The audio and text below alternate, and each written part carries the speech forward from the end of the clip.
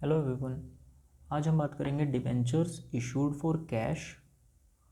मतलब company debentures को cash में इशू कर रही है और वो जो अमाउंट है वो पेएबल इन इंस्टॉलमेंट्स है। मतलब कंपनी वो जो अमाउंट चाह रही है डिबेंचर्स पर वो इंस्टॉलमेंट्स में मांग रही है। ठीक है।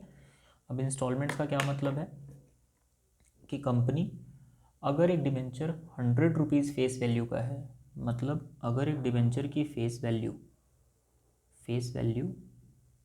100 रुपीज़ है तो कंपनी एप्लीकेशन अमाउंट, मतलब कंपनी 100 रुपीज़ अलग अलग टाइम पर मांग रही है। कंपनी हो सकता है एप्लीकेशन पर 30 रुपीज़, अलॉटमेंट पर 20 rupees and first and final call पर रेस्ट 50 रुपीज़ मांगे। ठीक है। तो इस तरीके से कंपनी डिबेंचर के 100 रुपीज़ मांग रही है। ठीक है। आज हम समझेंगे पार का क्वेश्चन। पार का मतलब है कि अगर फेस वैल्यू 100 रुपीज़ है तो इशू प्राइस भी 100 रुपीज़ होगा।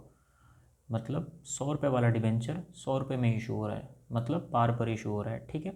और इंस्टॉलमेंट्स में अमाउंट मांगेंगी कंपनी, तो क्या जर्नल एंट्री होगी। एक हाइपोथेटिकल अपने आप से एक क्वेश्चन बना लेते हैं। जैसे कंपनी कोई ए लिमिटेड है और इशू कर रही है वो सपोज़ 1000 डिबेंचर्स इशू कर रही है। ठीक है। और वो डिबेंचर्स हैं 10% डिबेंचर्स। तो A limited issues 1000 10% debentures at par और अमाउंट रिसीवेबल इन इंस्टॉलमेंट्स, इस तरीके से। ठीक है। तो इस क्वेश्चन को समझते हैं ज़रा। देखिए, सबसे पहले क्या होता है, सबसे पहले लोग एप्लीकेशन फॉर्म भरते हैं। ठीक है। जो लोग डिबेंचर्स खरीदने में इंटरेस्टेड हैं। तो अब एप्लीकेशन फॉर्म कितने रुपए का है, एप्लीकेशन मनी है 30 रुपीज़ की। मतलब जो लोग इस कंपनी के डिबेंचर्स खरीदने में इंटरेस्टेड हैं वो लोग एक डिबेंचर के लिए 30 रुपीज़ जमा कराएंगे कंपनी के पास। ठीक है। तो सबसे पहले जो जर्नल एंट्री बनेगी वो बनेगी, कंपनी के पास अमाउंट आएगा तो क्या जर्नल एंट्री बनेगी। सबसे पहले bank account debit to debenture application account. ठीक है। आप यहाँ पर डिबेंचर पूरा पूरा लिखेंगे, एप्लीकेशन पूरा लिखेंगे। Bank account debit to debenture application account. ठीक है। अब कितने डिबेंचर्स हैं, 1000 डिबेंचर्स हैं और एक एक डिबेंचर पर एप्लीकेशन मनी कितनी आएगी, 30 रुपीज़ आएगी। तो इस तरीके से कंपनी के पास कितना अमाउंट आएगा, 30,000 रुपीज़ आ जाएगा। ठीक है। 30,000 रुपीज़ आ जाएगा। अब दूसरी एंट्री क्या होगी, कंपनी ये जो डिबेंचर एप्लीकेशन अकाउंट को क्रेडिट करा हुआ है इसका अकाउंट क्लोज करेगी। कैसे, डेबिट का अकाउंट क्लोज करने के लिए क्या करना पड़ेगा, सॉरी क्रेडिट को क्लोज करने के लिए डेबिट करना पड़ेगा। तो डिबेंचर एप्लीकेशन अकाउंट, ये जो 30,000 से डेबिट क्रेडिट हुआ है इसको डेबिट करेंगे 30,000 और कहाँ भेज देंगे, परसेंट डिबेंचर अकाउंट में।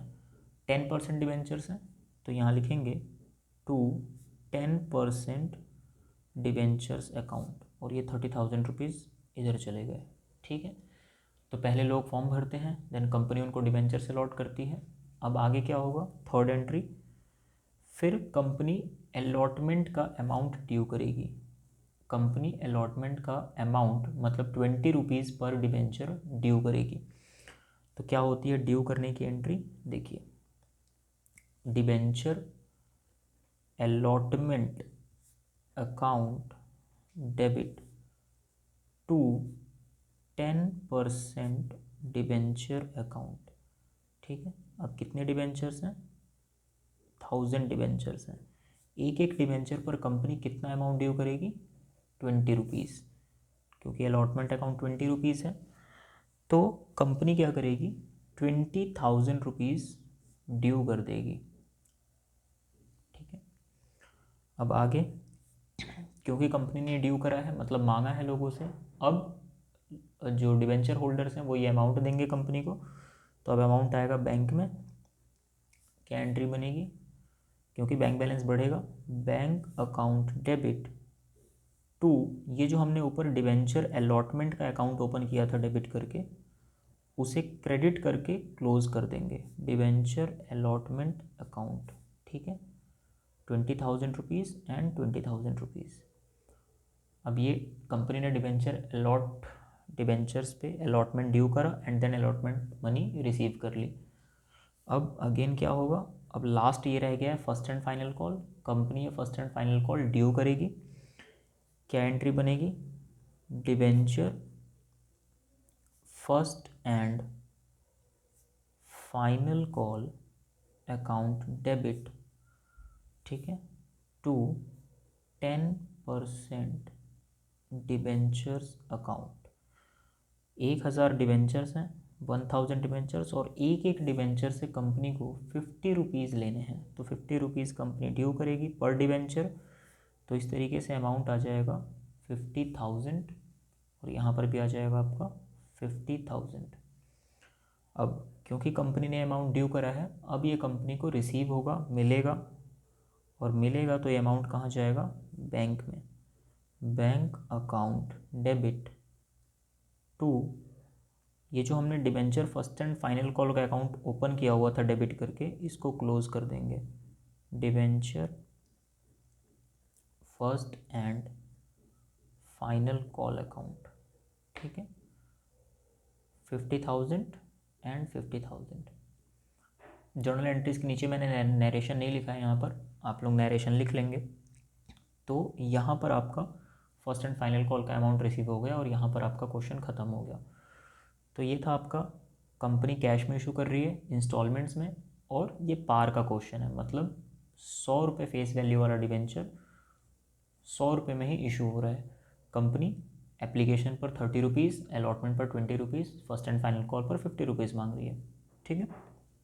तो इस तरीके से करेंगे एंट्री। सबसे पहले लोग फॉर्म भरेंगे, एप्लीकेशन फॉर्म, तो एप्लीकेशन मनी जितनी आएगी वो, देन डिबेंचर्स अलॉट होंगे, देन कंपनी डिबेंचर अलॉटमेंट जो है वो ड्यू करेगी, देन अलॉटमेंट मनी रिसीव होगा, then first and final call due करेगी company, and then first and final call receive होगा, ठीक है। तो इस तरीके से होगा पार का क्वेश्चन अगर इंस्टॉलमेंट्स में है तो। चलिए आज के लिए इतना ही, थैंक यू।